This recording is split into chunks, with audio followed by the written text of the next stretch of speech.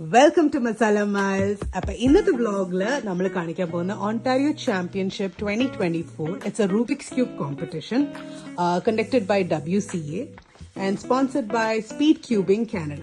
അപ്പൊ ഈ കോമ്പറ്റീഷനിൽ നമ്മുടെ മോൻ പാർട്ടിസിപ്പേറ്റ് ചെയ്യുന്നത് ഇഷാൻ. അപ്പം അവന് വേണ്ടിയിട്ടാണ് നമ്മൾ ഈ വ്ലോഗും എടുത്തത്, ഈ കോമ്പറ്റീഷന് പോകുന്നതും.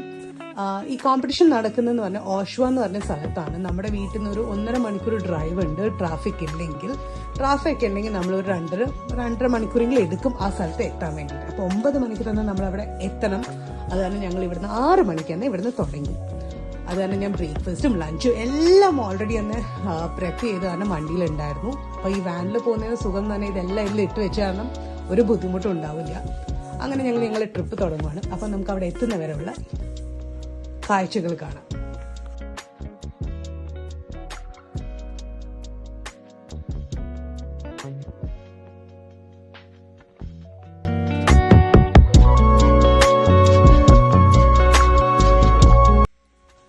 അങ്ങനെ തന്നെ ഞങ്ങൾ കോമ്പറ്റീഷൻ നടക്കുന്ന സ്ഥലത്ത് എത്തി. ഇപ്പൊ സമയം 8:20.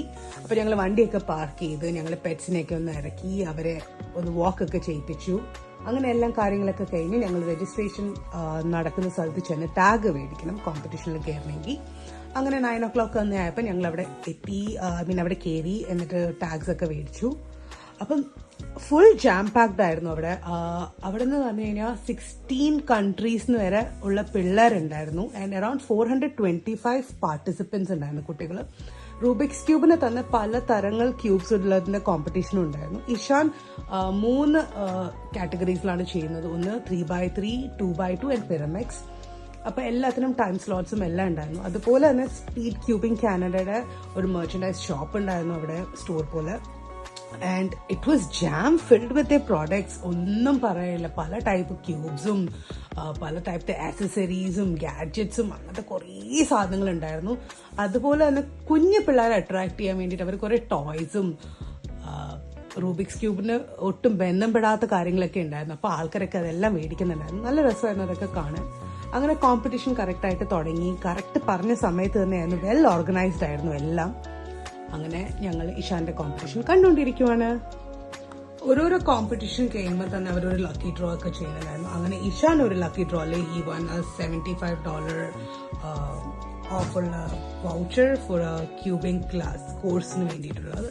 So that was also exciting.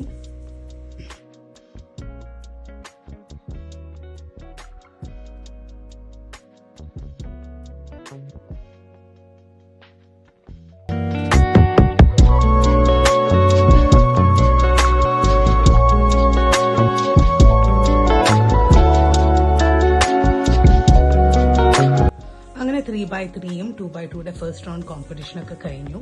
Ishan കുറച്ച് അപ്സെറ്റ് ആയിരുന്നു. അവൻ പ്രതീക്ഷിച്ച അത്രയും അവന് ചെയ്യാൻ പറ്റിയില്ല. അതിന്റെ അപ്സെറ്റ് ഉണ്ടായിരുന്നു. അങ്ങനെ ഞങ്ങൾ ബ്രേക്കാണ്. അപ്പൊ ഞങ്ങൾ തിരിച്ച് വാനിൽ പോയി. എന്നിട്ട് ഫുഡൊക്കെ കഴിച്ച് കുറച്ച് റിലാക്സ് ഒക്കെ ചെയ്യാൻ വെച്ചു. അങ്ങനെ തന്നെ അവന്റെ മൈൻഡൊക്കെ ഒന്ന് ചില്ലാവുമല്ലോ. ഭയങ്കര അപ്സെറ്റ് ഒക്കെ ആയിരുന്നു. But that's okay, right? It's just a part of a competition.